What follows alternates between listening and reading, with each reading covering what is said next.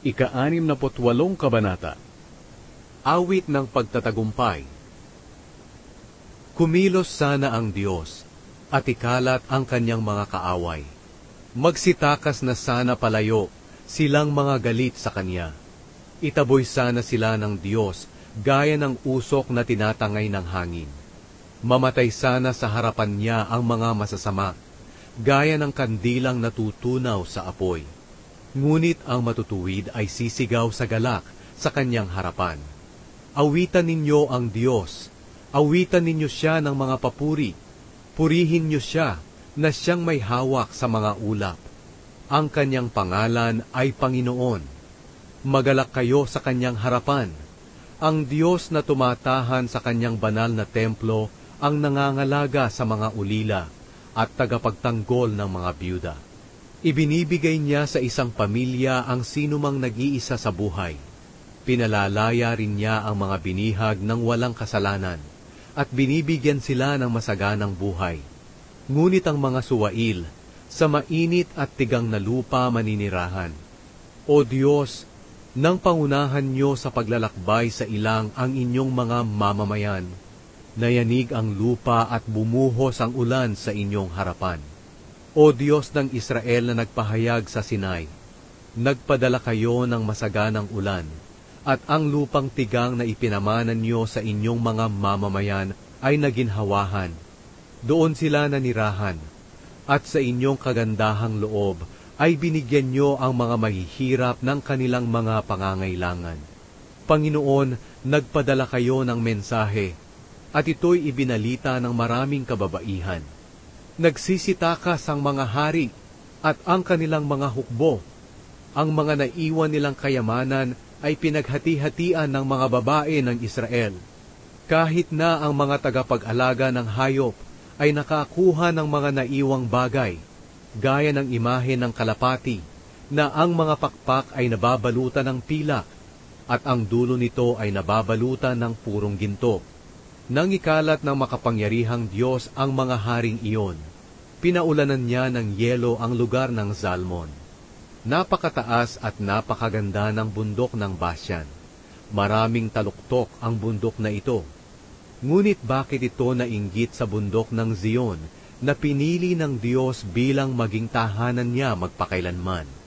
Dumating ang Panginoong Diyos sa Kanyang templo mula sa Sinai, kasama ang libu-libo Niyang karwahe. Nang umakyat Siya sa mataas na lugar, marami Siyang dinalang bihag. Tumanggap Siya ng regalo mula sa mga tao, pati na sa mga naghimagsik sa Kanya, at doon maninirahan ang Panginoong Diyos. Purihin ang Panginoon, ang Diyos na ating tagapagligtas, na tumutulong sa ating mga suliranin sa bawat araw. Ang ating Diyos ang Siyang Diyos na nagliligtas. Siya ang Panginoong Diyos na nagliligtas sa atin sa kamatayan. Tiyak na babasagin ng Diyos ang ulo ng Kanyang mga kaaway na patuloy sa pagkakasala. Sinabi ng Panginoon, pababalikin ko ang aking mga kaaway mula sa Basyan. Pababalikin ko sila mula sa kailaliman ng dagat, upang patayin sila at tapak-tapakan ninyo ang kanilang dugo, at magsasawa ang inyong mga aso sa paghimod ng kanilang dugo.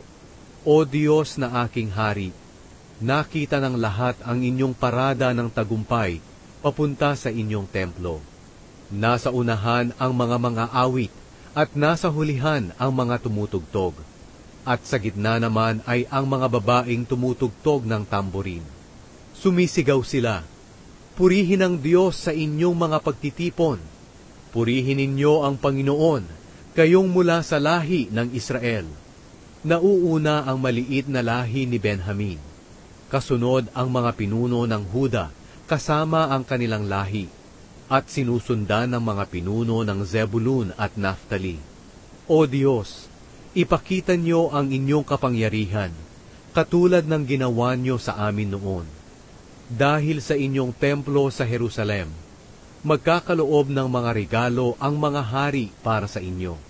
Sawayin Niyo ang bansang kaaway na parang mabagsik na hayop sa talahiban, pati na rin ang mga taong tila mga torong kasama ng mga guya. hanggang sa sila'y sumuko at maghandog ng kanilang mga pilak sa inyo. Ikalat nyo ang mga taong natutuwa kapag may digmaan. Magpapasakop ang mga taga-Ehipto sa inyo.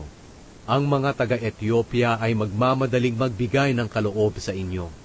Umawit kayo sa Diyos, kayong mga mamamayan ng mga kaharian sa mundo.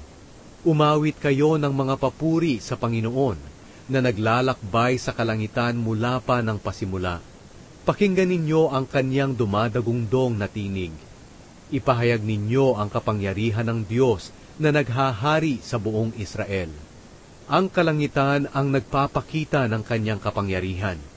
Kahanga-hanga ang Diyos ng Israel habang siya'y lumalabas sa kanyang banal na tahanan. Binibigyan niya ng kapangyarihan at kalakasan ang kanyang mga mamamayan. Purihin ang Diyos.